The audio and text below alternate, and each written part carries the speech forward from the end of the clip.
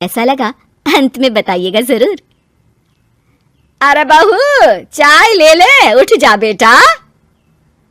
अरे मम्मी रहने देती ना, मैं उठ तो रही थी।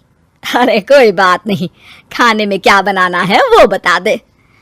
देख लो माँ, कुछ भी जो ये कहे बना लेते हैं। बेटा मैंने तो जो सब्जी थी वो काट दी है, तू बस रोटियां बना लेना। ये हर रोज सुबह का सीन था ममता के ससुराल का। एक दिन पड़ोसन कहती है, अरे बहन जी, सारा दिन काम करती रहती हो, थकती नहीं क्या आप? बहू क्या करती रहती है सारा दिन? अरे वो भी कुछ ना कुछ करती ही रहती होगी। अब इतनी भी बूढ़ी तो नहीं हूं मैं जो बैठ जाऊं कि सामने काम पड़ा है और मैं बैठी रहूं। अरे लेकिन बहू की तो आदत खराब हो जाएगी जब सारा काम आप ही कर दोगी। अरे ठीक है ना, कम उम्र में हमारी भी शादी हुई थी। अब आजकल के पढ़ने लिखने वाले बच्चों को सारी जिम्मेदारी लेने में भी तो वक्त लगता है। बहू है तो क्या हुआ, मेरी बेटी की उम्र की ही है ना। एक उसे भी देख लो, चाय बनाने के सिवा आता ही क्या है। ममता से सारी बात करती है।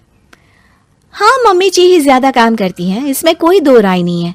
लेकिन मैं भी क्या करूं, ऑफिस और घर के बीच जो वक्त मिलता है उसी में काम कर लेते हैं, है ना। दिन बीत रहे थे। सास बहू के बीच की बॉन्डिंग अच्छी थी, लेकिन जब बहू माँ बनती है तो जो थोड़ा बहुत काम किया करती थी वो भी छोड़ देती है। बहू ये ले, तेरे लिए बनाया है, इसको खाने से बच्चा और तू दोनों स्वस्थ रहेंगे। ठीक है माँ जी। माँ जी, वो बच्चे के लिए गद्दे जो सूख रहे हैं ना छत पर, जरा ले आइए ना। तभी वहां पति आ जाता है। अरे माँ रुको, मैं ले आता हूं, तुम मेरा खाना लगा दो। माँ किचन में चली जाती है। पता है बगल वाली डॉली है ना, वो लोग हमारी साइड के हैं। उसकी सास ने तो उसकी हड्डियों को मजबूत करने वाले लड्डू बनाए हैं। उसे भी बच्चा हुआ है ना। पता नहीं मम्मी जी क्या पानी सा उबाल कर दे देती है, मैं तो बस वही खा लेती हूँ। अरे तो तुम्हारे साइड बनता है तो तुम अपनी माँ से बोल दो, वो बना देंगी। आहा, माँ की तबीयत ठीक नहीं रहती, तुम जानती हो ना, कैसे बनाएंगी वो। अरे क्या हो गया सासू माँ को? कल तक तो फेसबुक में किटी की फोटो डाल रही थी।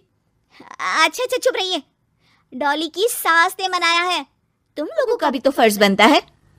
तभी वहां सास आ जाती है। ये ले बहू गर्म पानी की बोतल, गर्म पानी पीने से पेट अंदर हो जाएगा। नहीं नहीं माँ जी, गर्म पानी पीने से प्यास नहीं बुझती। अरे पी लेना बेटा, वो बगल वाली डॉली को तो जानती है ना, जो तुम लोगों के साइड की है। तेरे साथ ही उसका भी बच्चा हुआ था। बेचारे का कोई ख्याल रखने वाला नहीं, सारा काम करती है और रात में बस एक लड्डू खाकर सो जाती है। पेट तो लटक ही गया है और बच्चा तो कितना कमजोर सा है उसका। अच्छा माँ, क्या बात है, डॉली की ये हाल है? क्यों मैडम, क्या कहना है आपका? अब पता है मुझे, किसी के पास मेरी सास की तरह सास थोड़ी ना है। नहीं नहीं बेटा, ऐसा नहीं है, मेरे लिए तो तुम सभी मेरे बच्चे जैसे ही हो। ममता को समझ में नहीं आता कि वो सास में कैसे कोई बुराई निकाले, क्योंकि हर कोई उससे उसकी सास की तारीफ ही किया करता था। एक रोज ममता के घर उसकी ननद आती है। अरे भाभी, मुन्नी को तो 6 महीने हो गए, आप अभी भी बेड पर हो। आ गई है आप? कैसी हैं बुआ? बच्चा होने के 6 महीने बाद आई हैं आप? भाभी अमेरिका दूर है ना, तो वक्त लग जाता है। अब इनकी छुट्टी अभी थी तो सभी आ गए। वैसे माँ कहाँ है? थकी हारी सास बेटी को देखकर खुश हो जाती है। माँ, इस बार तेरा वीजा तैयार है, मेरे साथ चलने को तैयार रहना। हाँ बेटा, मैं तैयार हूँ। अरे ऐसे कैसे माँ, मैं कैसे मैनेज करूंगी? कैसे मतलब? जैसे मैंने किया अमेरिका में, आप इंडिया में कर लेना। वैसे आपका तो मायका भी पास ही में है ना। हाँ वो तो है, लेकिन वहाँ माँ के पास वक्त नहीं होता, ईश्वर भक्ति में उनका सारा समय चला जाता है। भाभी, बेटी परेशान हो तो माँ का ध्यान आरती में कैसे लग सकता है? समझ में ही नहीं आता। वैसे भी अब माँ को मैं अपने साथ ले जा रही हूँ। माँ को विदेश घूमने का शौक है ना।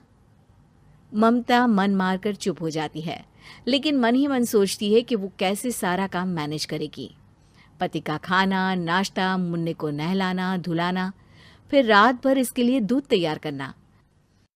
माँ तो सारा काम करती थी। हे भगवान, ना भाई ना। क्या हुआ भाभी? क्या सोचकर ना भी ना कर रही हो? अरे कुछ नहीं, बस बच्चे के बाद से ही कमजोरी ज्यादा हो गई है ना, तो अचानक से बड़बड़ाने लगती हूँ मैं। अगले दिन ममता अपनी माँ को फोन करती है। राधे राधे। माँ मैं क्या करूं, मेरी सास तो अमेरिका जा रही है बेटी के पास। अब घर का सारा काम, बच्चा, सब कैसे मैनेज करूंगी। तू आ जाना माँ कुछ महीनों के लिए मेरे पास। अरे ना ना ममता, मेरे बस की बात नहीं है काम धाम। अरे तू तो जानती है ना, मैंने तो तेरे भाई की शादी भी गरीब गांव की लड़की से इसीलिए ही की थी कि वो चुपचाप घर का सारा काम करे। वैसे भी अब तो आदत भी नहीं रही मेरी काम करने की। ममता को माँ पर बहुत गुस्सा आता है। ठीक है माँ, देख लूंगी मैं, लेकिन मेरी मुसीबत के वक्त आप मेरा साथ नहीं दे रही है, अब भूल जाना मुझे। ममता गुस्से में आकर फोन रख देती है और रोने लगती है, लेकिन बेचारी करे भी तो क्या। अब सास और ननद दोनों घर का काम करते, नेहा आराम करती, लेकिन अब आराम में भी उसे चिंता रहती।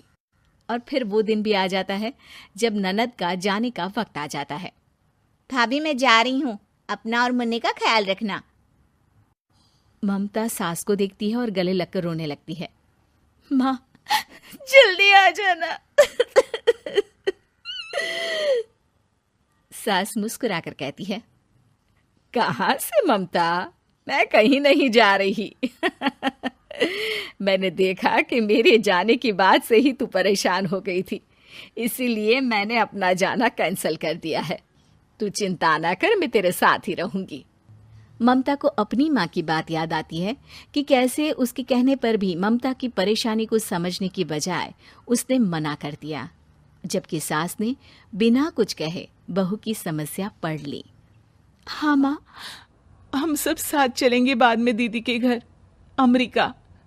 आज से आप रानी बनकर रहना और मुन्ने को देखना। मैं समझ चुकी हूँ कि मेरा फर्ज क्या है।